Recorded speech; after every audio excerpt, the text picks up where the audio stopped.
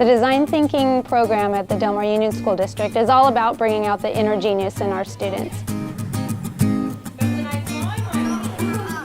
So design thinking is a process of, thinking that we use, and it starts with empathy, and that's how we connect to the people who are victims to that problem. I believe by asking students to engage in their learning through the design thinking process, they are able to really empathize with the content, and it prepares them to engage in real life problems. The design challenge presented to these children was one which is really near and dear to our hearts at Mitchell, and that is how do you safely and properly repair a vehicle in the case of an accident. This time the children were approaching this problem very similar to the way that we approach things at Mitchell, with a design thinking process.